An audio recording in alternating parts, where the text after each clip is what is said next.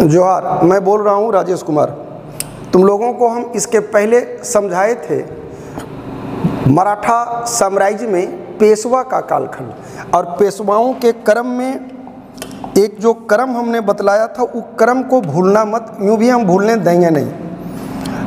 एक कैरेक्टर पहला पेशवा था बालाजी विश्वनाथ, फिर आ गया बाजीराव प्रथम B1, फिर आया बालाजी बाजीराव। और इसी बालाजी बाजीराव के कालखंड में हमने बतलाया था कि पानीपत तृतीय का युद्ध हुआ था, और पानीपत तृतीय के युद्ध में मराठा साम्राज्य इस कदर लहूलुहान हुआ था कि मराठा साम्राज्य के कर्ता धर्ताओं को लगा था कि मराठा साम्राज्य को बर्बाद होने से, विनाश होने से कोई रोक नहीं सकता। आप लोग प्रीवियस वीडियो जरूर देख लीजिएगा, क्योंकि लिंक वहीं से जुड़ा हुआ है, वहाँ से हम आगे की ओर बढ़ रहे हैं। तो इस प्रकार मराठा साम्राज्य की बर्बादी का प्लॉट मानो तैयार कर चुका था पानीपत तृतीय का युद्ध। इसी जंग के प्रति कहा गया कि मराठा साम्राज्य का शायद ही कोई ऐसा परिवार होगा जिस परिवार ने इस जंग में अपना कोई सगा संबंधी, रिश्तेदार, नातेदार नहीं खोया होगा। जरूरत उस वक्त थी एक ऐसे एडमिनिस्ट्रेटर को जो फिर से रीबैक मराठा साम्राज्य को वापस उसी रुतबा पर ला सके। लेकिन कालखंड है बालाजी बाजीराव का, और बालाजी बाजीराव के संदर्भ में हमने इतनी बात बतलाया था कि इसी कैरेक्टर को कहा जाता है नाना साहब। दूसरा चीज़ बतलाए थे कि इसी के कालखंड में पानीपत का तृतीय युद्ध हुआ, इसी के कालखंड में साहू की मृत्यु हुई। साहू कौन था? छत्रपति। छत्रपति का मतलब राजा। और बेहद इंपॉर्टेंट चीज़ समझाते हुए बतलाए थे कि पहला छत्रपति पेशवा, मेरे वर्ड पर गौर करो, छत्रपति पेशवा अगर पूछेगा तो छत्रपति पेशवा होगा बालाजी बाजीराव, और पहला पेशवा पूछेगा तब होगा कौन? बालाजी विश्वनाथ। ये यूपीएससी में पूछा हुआ है, ध्यान रख लेना। प्रथम छत्रपति पेशवा के रूप में बालाजी बाजीराव हैं। बालाजी बाजीराव के समय में पानीपत तृतीय के युद्ध ने मराठा साम्राज्य को इस कदर लहूलुहान किया है कि मराठा साम्राज्य को विनाश होने से कोई रोक नहीं सकता, ऐसा लोगों को मानना था। लेकिन तुम जानते हो कि पानीपत तृतीय के युद्ध में बालाजी बाजीराव का सबसे बड़ा बेटा मारा जा चुका है, विश्वासराव। चूँकि विश्वासराव की हत्या की जा चुकी है, चूँकि विश्वासराव की हत्या की जा चुकी है, यही कारण थी कि अब किसको बनाया जाए पेशवा। चूँकि राजतंत्र चलता है वंशानुगतता के सिद्धांत से, इसलिए अगला पेशवा भी इसी के बेटे को होना है, और वही बेटा है उसका कौन? तो माधव नारायण प्रथम। ध्यान रखना, इसी बालाजी बाजीराव का बेटा है कौन? तो माधव नारायण प्रथम। ये माधव नारायण प्रथम यारा मात्र 17 साल की अवस्था में सत्ता की प्राप्ति है। आप सोचो कि 17 वर्षीय इस बंदे से क्या गुड गवर्नेंस की बात की जा सकती है, अच्छे एडमिनिस्ट्रेशन की बात की जा सकती है, जिसके पास प्रशासनिक अनुभव और तजुर्बा नहीं है। मराठा साम्राज्य के तमाम कर्ता धर्ताओं को यही लग भी रहा है कि मराठा साम्राज्य कोई 17 साल का बंदा माधव नारायण प्रथम किसी भी कीमत पर शासन और साम्राज्य को ऊंची ऊंचाइयों तक पहुंचा नहीं सकता। इसलिए इसको प्रशासन में सहयोग करने के लिए एक प्रतिशासक चाहिए। प्रतिशासक का मतलब वह व्यक्ति जो इसको प्रशासन में हेल्प करेगा, लेकिन ऑफिशियली पेन पेपर प्रशासक माधव नारायण प्रथम ही बना रहेगा। तो माधव नारायण प्रथम जो है का प्रतिशासक इसका कोई और नहीं, इसका सगा चाचा बनता है, जिसका नाम है रघुनाथ राव। ध्यान रखना, ये रघुनाथ राव प्रतिशासक के रूप में है, ये रघुनाथ राव प्रतिशासक के रूप में है। और ये रघुनाथ राव जो प्रतिशासक के रूप में है किसका? माधव नारायण प्रथम का। और ये रघुनाथ राव अंदर से खत्म इंसान है, ये गजब तरह का व्यक्ति है। तेरे मुंह पर तेरा तारीफ, अगले के मुंह पर अगला तारीफ। राजनीतिक महत्वाकांक्षा चरम पर है। इसको लग रहा है कि सारा काम हम करेंगे, क्योंकि रघुनाथ राव के पास प्रशासनिक अनुभव और तजुर्बा दोनों था, तो इसको लग रहा था कि सारा काम हम करेंगे, और नाम होगा किसका? तो नाम होगा माधव नारायण प्रथम का। ये मराठा साम्राज्य के तमाम उच्च अधिकारियों, पदाधिकारियों, सेनापतियों, मतलब वैसे लोग जो दबंग हैं, जो हवा के रुख को बदल सकता है, उन लोगों को यही चीज़ समझाता है कि हमको तुम लोग छत्रपति पेशवा बना दो, बदले में तुमको हम उच्च पद भी देंगे, और पैसा भी देंगे। लेकिन ध्यान रखना यारा, होता है हम अंततः सत्यमेव जयते। सच परेशान हो सकता है, पराजित नहीं हो सकता है। ठीक वैसे ही जैसे प्रतिभा को कुछ समय तक रोका जा सकता है, उसको आगे बढ़ने से कोई टाल नहीं सकता। देखते हो बीज का बड़ा नाजुक होता है, लेकिन जब भी जमीन निकलता है, जमीन से जमीन फाड़ के निकलता है, लेकिन बीज इतना नाजुक होता है कि उंगली दबा दो तो टूट जाता है। इसलिए प्रतिभावान व्यक्ति, और तुम लोग भी प्रतिभावान हो यारा, हालात के मारे हो, परिस्थितियों से मारे गए हो, कुछ मोदी जी के चक्कर में, कुछ हमारे हेमंत बाबू के चक्कर में, लेकिन अच्छे दिन लौटेंगे, ये खुद पर भरोसा रखना। तो ये जो कैरेक्टर माधव नारायण प्रथम है, ये माधव नारायण प्रथम के खिलाफ एक तरह से अघोषित रूप से रघुनाथ राव षड्यंत्र रचता है। और ये वो षड्यंत्र रचने की कोशिश करता है, सबको हाँ में हाँ मिलाता है, लेकिन अंतिम आवर में धोखा दे देता है। तब लगता है रघुनाथ राव की कि बप्पा की होलो रे, ये तो एंड टाइम में धोखा दे दिया। परिणाम यह हुआ कि इस बंदे को समझ में आ गया, माधव नारायण प्रथम को, कि सत्ता के रेस में कभी भी किसी के ऊपर आंख बंद कर भरोसा नहीं किया जा सकता। संपूर्ण शासन शक्ति और सत्ता का केंद्र बिंदु ये स्वयं बन गया। हालांकि माधव नारायण प्रथम से जब रघुनाथ राव ने माफ़ी मांगा तो उसको माफ़ तो कर दिया, लेकिन निगाहें तेज थी। बंदा 17 साल का था, लेकिन प्रशासनिक क्षमता और दक्षता में कोई कमी नहीं थी। ये वो कैरेक्टर है जो उस युग में राजपूतों से नजराना वसूला, मतलब टैक्स वसूला। इतिहास के पन्नों में तुम लोग हैदर अली का नाम सुना होगा। हैदर अली को शिकस्त देने वाला, उसे नजराना वसूलने वाला यही कैरेक्टर है। मतलब इसकी प्रशासनिक क्षमता, दक्षता में कहीं आप उंगली नहीं उठा सकते।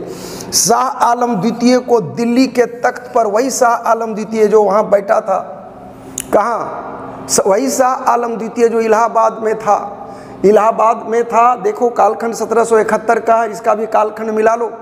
शाह आलम द्वितीय जो इलाहाबाद और कड़ा में अंग्रेजों ने अंकुश लगा दिया था कि बेटा तो 26 लाख रुपया पेंशन लो। बक्सर की लड़ाई में हारने के बाद शाह आलम द्वितीय को अंग्रेजों ने दिल्ली आने पर रोक रखा था। वही शाह आलम द्वितीय, देखो हवा के प्यार को और प्रकृति के नियम को, यूं ही लोग नहीं कहता है कि परिवर्तन प्रकृति का नियम है। वही मुगल बादशाह जिसके लिए लोगों ने बादशाह शब्द को प्रयोग में लाया है। आज मुगल बादशाहों की इतनी औकात नहीं है, क्षमता नहीं है कि वो रिटर्न बैक दिल्ली के तख्त पर आ सके जहाँ का वो बादशाह हुआ करता था। उसने माधव नारायण प्रथम से सहयोग मांगा, और इसी माधव नारायण प्रथम के सहयोग से ही ये दिल्ली के तख्त पर वापस आ सका। इस प्रकार माधव नारायण प्रथम का 3 लाजवाब पॉइंट हम बतला रहे हैं, निचोड़ के दे रहे हैं यारा। दिल्ली के तख्त पर शासक शाह आलम द्वितीय को इसने ही बिठाया रिटर्न बैक। राजपूतों से नजराना वसूला, हैदर अली से नजराना वसूला। इसका प्रतिशासक रघुनाथ राव था। महादजी सिंधिया इसी के समय में दिल्ली के ऊपर अधिकार कर लिया, मतलब अब मराठों के चंगुल में है दिल्ली। माधव नारायण प्रथम महादजी सिंधिया के साथ मिलकर मुगल बादशाह शाह आलम द्वितीय वही दिल्ली के तख्त पर पुनः बैठाया। तो ये 4 पॉइंट की उम्मीद करेंगे कि तुम लोग दिमाग में रख लोगे, और मेरे अंदाज में अगर पढ़ो तो कुछ नहीं करो, ये आ गया माधव नारायण प्रथम। ध्यान रखना, इसी अंदाज को एक नया स्वरूप दे देना। ये हम बोल रहे हैं माधव नारायण प्रथम, ऐसे ही मैंने फर्स्ट क्या क्या बोले यारा।